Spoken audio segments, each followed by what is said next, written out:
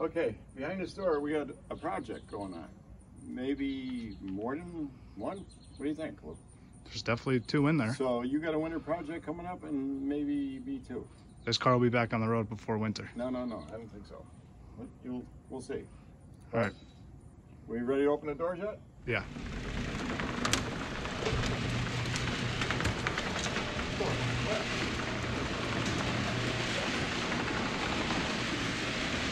Weather.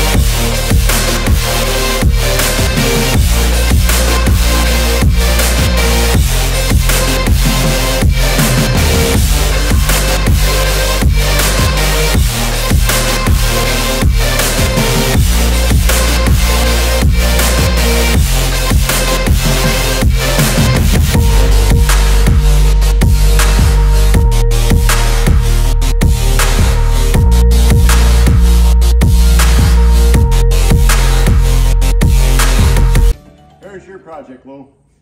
Why do we keep buying Buicks? Well, this car appeared not too far for sale from Scranton, PA. And it's a 38 Buick. My father, when I was a kid, had a bunch of these cars. He got married, actually. His car, a wedding car, was a 39 Buick, two-door. But wasn't a business coupe though, right? It wasn't. I think it was a business. We have pictures of it. Did it have a back seat? Do you remember? Don't remember that. So they made like 140,000, I think 140,000, 38 Buicks. They made 11,000 two-door business coupes. This one has been last registered in 1971 in New York State. So it's probably been off the road for what, 52, 51 years? Yeah. How old is it? 80, we don't do math. 84 years old? Something like that? Yeah, right. So, sorry, I didn't mean to cut you off. Well, this car appeared for sale on my father's birthday, June the 3rd, and we made an appointment to go look at it. So, he would have been 97 that day. He's dead 6 years now, I think. Anyway, we ended up buying it. And also that day, this, we didn't even know it, unless you knew, Lou. I knew. Did you? Yeah. So you loaded me in, Lou. You trapped me. They had a 53 Buick for sale also. And my father had one of them until my brother sold it probably about 10 years ago. First car you guys restored together, right? Yeah, we painted that car lacquer in 1975, the year I graduated high school. But this car is in much better shape. It didn't have the rust like this car did. He used to use that car for hunting. And there's another hunting story. With the 39 Buick, when I was born in 57, my father went hunting that day and he got a buck. And the doctor told my father, he called him, when I was born, he wasn't at the hospital. Back then you get away with that stuff. And my father was at the bar drinking, showing the trophy of the buck that he got. It was hanging on the front fender of his 39 Buick. No shit. So I'm sure we have photos of that. Just yeah, nostalgic. we had a photo of him with the 38 on the driver's side rocker, what are those called? Floorboard, floor runner. What's it called? Running board. Running board. 39 Buick. Oh, that was a 39? Yeah. I thought that was a 38. That was his wedding car. Gotcha. So, the plans for this, we are not, and we'll get more into it. We got to get it out of here. We have a tow truck coming out. Kelly Towing for all of our towing needs. Nailed that plug. We're not going to restore it. We're going to preserve it as is. It's the original color. I forget what it's called. Some type of blue. We'll get into that later, but it has been repainted at least once, probably done years and years ago. Motor's locked up. We're gonna try and break this one free. It's a 248 cubic inch. I think it's like a 170 horsepower or something. But we'll talk all about the significance of the 36 to 38 Buicks. Yeah, I had it open before. Why this car means so much really to Buick. Without this era, the 36 to 38, they might not still be here. So we'll talk about its older brother, the Century. And we'll try and maybe get it running for this video. I don't know. We'll have to see how stuck that thing is. If we can get it unstuck, we'll try and get it running. If not, we'll just get it posted as part one, and then we'll go from there, I guess. We have a couple of Buick enthusiasts that you could probably... Yeah, I've gotten some help already. This is completely out of our wheelhouse, but the car is really, really solid. I mean, it had galvanized metal patches done to it years ago. Some bubbling there, but if you come around the back, all this metal work was done at some point. We're gonna preserve that. We're gonna try and clean up this paint a little bit. Some rust down here, but again, it's not rotted out. Like, there's no. We have new hubcaps for it, right? We have 30 hubcaps, reproductions, and originals. Metalwork's done pretty nice. The frame's really solid. There's one spot in the floorboard. I don't know if you'll be able to see it right here. No, it's on the underside, but I mean, the car is rock solid. And it's all original. I don't know how many miles are on it. Looks like 60,086. That was like 200,000 miles to nowadays standards. Yeah, I doubt that rolled over. It's got a heater in it. We got another 3 of those. We got 2 clocks for it. We don't have a key. We need a key. I'd love to know what's in this glove box, but we'll figure that out at some point. So, anything you want to say before Pat comes? I guess that's why we like Buicks. Yeah, my grandfather screwed us. My grandfather. My father is your grandfather. Wait, is this hood a combination for it? Unless it'll show better that way. I don't know. It's been a long time since I opened and shut a hood. Oh yeah, this is. Oh, there we go. This is completely out of our wheelhouse. We have no idea what we're doing here, do we? And these were 6-volt systems, so it's a positive ground. We got to figure that out. Well, I bought a chassis manual. I don't know. I don't want to break it. So, all right, we'll see you soon. And problem number 1 of owning a car 60 years older than I am. I can't get the damn trunk closed. I've been playing with these things, moving these sliders down. I don't know what to do. Everyone watching this is probably making fun of me like, you're an idiot. You should know how to close this. It's simple. It's mechanical. I got nothing. I've been playing with them for 10 minutes, so I'm gonna keep trying.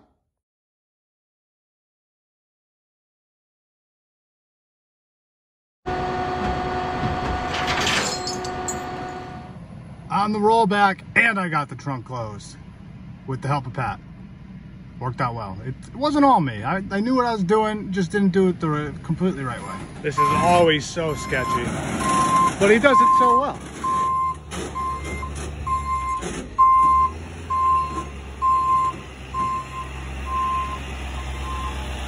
Bang.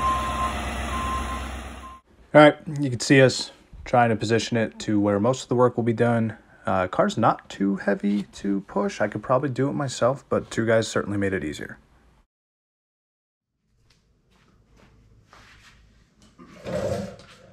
Okay, in order to understand the significance of this car, you got to take yourself back. Great Depression hits in 28 or 29. I don't know. I wasn't there. by the mid-30s. The country was kind of coming back a little bit. There was still a big unemployment gap later on in like 37, but in 1933, Buick decides to hire the president of AC, Harlow Curtis, to help bring the brand back because they are not doing well. They have like 3% market share. Around the same time, General Motors decides to consolidate Buick, Olds, and Pontiac to give like a centralized platform rather than each brand being its own independent manufacturer with frames and bodies and control arms and all the other good stuff. So, Bo Peep, as it's referred to, consolidates, like I said, they have similar bodies, A body, so on and so forth. And Buick, in 1934, starts to regain some market share, 35, same thing. And then going into 36, Harlow Curtis recruits Harley Earl, who you may know from like the Y Job, the 38 Buick, most iconic Buick in my opinion. But he's like, hey, what would get you to drive a Buick? He's like, well, I drive a Cadillac. He's like, all right, well, design a Buick that you'd want to drive. So he comes out with the 36 Buick. Prior to that, Buick just had series, so series 40, 50, 60, 70, 80, 90. I'm just making these up. But in 36, they consolidate to the 40 series, which is what this car would be, a special, 60 series, Century, 80, Roadmaster, and 90, which was the Limited. That was top of the line, beautiful car, giant Phaeton bodies, stuff like that. Well, if it was Phaeton, regardless. So the 40 series in 36, which was a sporty kind of entry level, came in 7 different bodies: a 2-door, a 4-door, a sedan, a business coupe, convertible, so on. The 60 series of Century, same thing. Although the Century was different because it had an extra 4 inches to fit the 320 cylinder engine, the 320 cubic inch 8-cylinder straight 8, which was from the Roadmaster line. So that arguably, especially the Buick guys, was the first American production performance car hot rod stuffing a giant engine in a smaller body. And in 36, 37, and 38, sales just took off. So each car is fairly similar looking. The grills are often different. 37 gas tanks on one side, the fuel neck door. 38 is on this side, like small differences. But 38, I believe, was the first year for coil springs suspension. I might be wrong there. It doesn't matter. What it is important to know is it really saved Buick. It brought the car back into the mainstream. Younger people wanted to buy them because of the Century. It was, a banker's hot rod, right? For a 36. If you're a business coupe, you're traveling state to state, you're sleeping in your car, you want the biggest engine possible. This car, the 38 Special, like I said earlier, they made about 11,000 of them in this configuration, the business coupe, like 138,000 total, I think. I think there was 170,000 total Buicks made for 38, so this was the majority of them was this line. And they sold a lot of them, so this car is important to me and to my dad because of my grandfather's appreciation for them. We're really excited to get this one going, and we'll take it from there. Interrupted by my sister. What else is new? Car's got a good amount of paint on it. 574, 616, 530. Fenders are actually a lot better than I thought, although I think it's a very, very light top coat because that's all checked, and that's like it's like black, dark primer throughout it. So not gonna go crazy, but I'm gonna try and cut this door in quick. See how we do. Just gonna tape a spot off. So, and here, if you think my gauge doesn't work, 0.38, bare metal.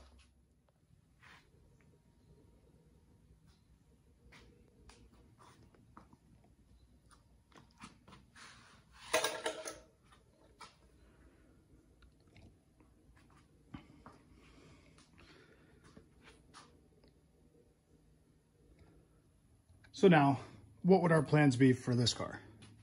The first is to get it running. This is the 248 straight 8. It's 170 horsepower, 70 horsepower, I don't remember. This one's locked up currently. The great thing is, if we do not get it running, over in the corner there is a fully rebuilt 38 coated straight 8 that was a runner. So Could always just swap it right in. Again, I make it sound easy. It's not going to be easy to swap it, but we'll get it done. The nice thing is this car came with so many parts. I have multiple carburetors. I have multiple fuel pumps. I have multiple, you know, distributor caps, distributors, coils. I have everything. I have, you know, an NOS master cylinder. I have brake shoes. I have drums. I have a brand new set of brake lines I bought from Inline Tube. Like, we got pretty much everything we need to put this car back together mechanically. Which leads me to my next thing. I want it to run, drive, stop, steer. I want it to be safe for the road. The two biggest concerns there are the radiator, because God only knows if that thing's going to hold water, and it'll be very expensive to recore if it doesn't. I'm going to venture and say there's probably nothing in there, although it doesn't look too awful dirty. And then the gas tank. They do make fuel tanks for these. They're like $360, or you could buy a 70 to 72 Chevy Nova tank and have a guy solder on the fuel neck. This one's pretty clean underneath, because again, the car's not very rusty, but sorry, the muffler and tailpipe's in the way. But again, no idea if that's gonna hold fuel or what the inside of that tank looks like. I asked my dad to bring up his snake camera, which he forgot, because I want to show you, and I want to see for myself how rusty these cylinders look like. But we are going to pull the plugs, start soaking it down with a combination of automatic transmission fluid and acetone, and then try and break this free and see if we can get it started. It needs a battery, it needs some other stuff, but I think you also just saw next step very clearly has paint life left in it. So buff out the entire car, go from there. Again, my sister just drove by. And then some type of interior. Floor is rock solid, as you can see. A little rot here in the rocker panel, but that's all right. The steering wheel for this car is like $1,800. Get a re-chromed one and refinished here. Just want to clean it up. These door panels are original, but they've been custom made. They're supposed to be like that. I don't know, he said it, moss hide, fog hide, something like that. So I got to match that. Figure something out. We'll get to it. This is the seat. I do have the bottom. It's just springs, so maybe just like a Mexican throw blanket. I don't know. Interior is pretty concerning for me because, like, these panels, for example, we don't have. And I think it was just covered over with material, but need to figure something out there. These, someone put these in from a blue standpoint, color-wise. I don't even know what I'm saying at this point. I'm just too excited. So I do have brown ones here that we'll put back in. I have both of them somewhere. I don't know where the other one is. So we've got a lot of work to do. Gonna start obviously trying to get it running. I don't know if you'll see that on this episode. Wish I could get a date off this. Looks like 50,000 miles or so. That sticker, not sure when that would be from either. So it's pretty cool that this New York State inspection sticker is still on there from 1971, September of 71. So pretty amazing. But yeah, I mean, that's what we got. As far as options, it does have the optional heater in it. I have a clock for it, 2 of them. Interior is really not in that bad of shape for what it is. Headliner's pretty good. So you'll see it all here. Thanks for joining along for the ride. I think it'll be a pretty interesting build. Comment below if you want to see something specific. It also has 15-inch Century wheels on it, which is cool. But we got a lot of work to do, like I said. So awesome car, Art Deco, beautiful grille. We'll polish up all of the stainless and the chrome. The bumper, obviously, can't save much of it, but I'll take you upstairs in a second where the rear bumper is, and I'll show you some of the work I've done on that thus far. Huge dent there. That stinks. The rest of the car is pretty much dent-free except for in the door here. And then that's actually, looks like it's almost warped from the welding. In the back fender here, right there, and then on the hood there's a couple dents, but it's really straight. I mean, I'll say it's largely unrestored for an 84-year-old car. 86-year-old car? How old is this thing? I have another rocker for it. Actually, that might be it in there. Now it's the passenger side. There's 2 rockers in there. 2 passenger, and then I have upstairs, which will show you. Got the rockers. So, see you in a second. 53 Roadmaster interior. Here's the other rocker. Hiding behind that. So that's in pretty decent shape, actually. And then if I bring you around, here's the bumper. Just got the cool old State Farm sticker on it.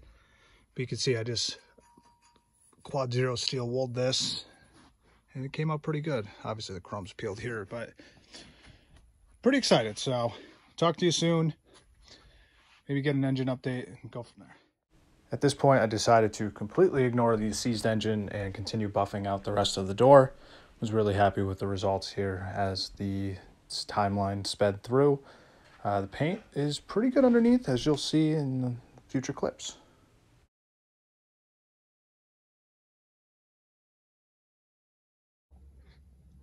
I don't care who you are, what kind of car you're into, if you're into paint, patina, it doesn't matter.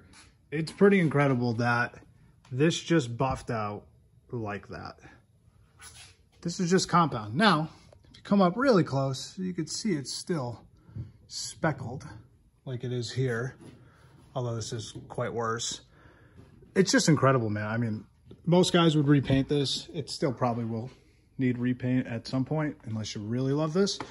But like, for it to be that chalky and that almost like a, I don't know, it's almost like white, it's so chalky. I guess that's why they call it chalky.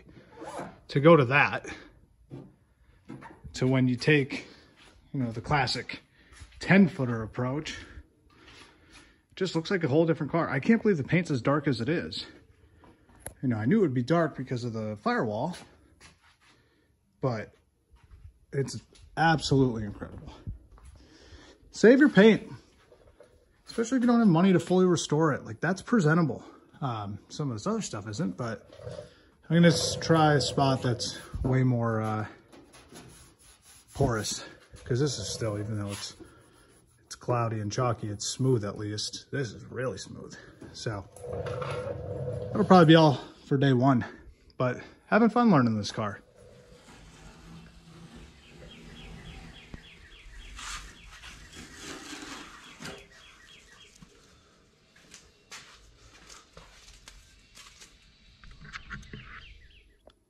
All right, one last one. You can see where this one was more heavily checked. So if you're up close on it, it's obviously not great. The camera actually makes it, believe it or not, look a little worse. But like, come on. It's a different color. My orange Charger had a really dramatic transformation, but I don't think it was quite the level of this. It's freaking unbelievable. Still not great, but 99 times better. Oh, one other thing, definitely blow out your pads. I have to do that. That's pretty bad.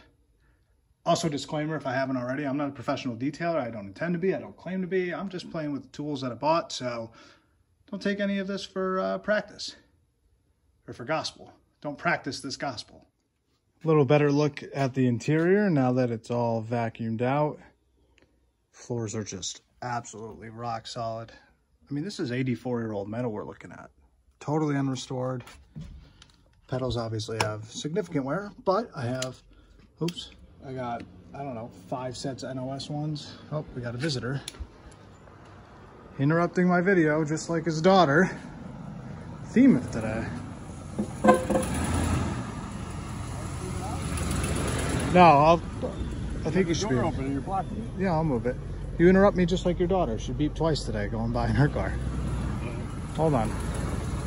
This is my dad's 75 Cadillac Eldorado convertible. Bought in like 1990, I think, 89. Nice car, 75,000 miles. All right, be back. What do you think? It's unbelievable. It's like if you did a patina clear coat. And that's compound. What kind of compound are you using? Whatever McGuire's be came in that kit. Paint. It's not like... Yeah, I don't know. I mean, I thought it was so thin because of how it was chipped, but it's really not. And then I was just going through interior when you pulled I out. think it's a clear color. No, absolutely not. Wow, look how solid it is. I can't believe it. Yeah. So there's, what? 60,086. And then all these knobs that I don't know what to do. I tried to clean the sticker off. I think, come here, what do you think? What sticker? There's this oil change sticker here. It looks like it was last changed at 50,000 miles. 50,000, no. It's hard to read. There's no date on it though. But I mean, I would probably assume this car was taken off the road in the early 70s, right? Probably. Turned into a project then because... Maybe that's when they blew the engine or something, Lou. Could have been. Oh yeah. Look at this rust. What rust? I don't even know if I showed with the valve cover on. On the engine? We just see on the top of the push rods. Boy, it's pretty clean for a non-detergent oil back in the day.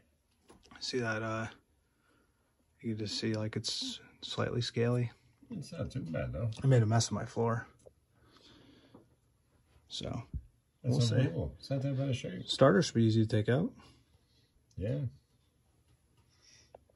Yeah, the only rod I found under here was just on the battery tray, but we have one. So, pretty amazing car. What do you think? There's that much room to take the motor out. You're going to have to take this piece out, that's for sure. Should we end the video here and post it? Or should we try and get this? I think you post it. So what if the engine runs? Video number 2? Yeah. Okay. I guess that's it. Signing off. Subscribe for video 2. You got anything to say? I don't know, Lou. We got another Buick. I thought we were going to stop. Hey, we got to stop at some point. Yeah, we got the fever, I guess. Comment below if you want to see this car at Hershey, and we'll disappoint you there by not going. That's it.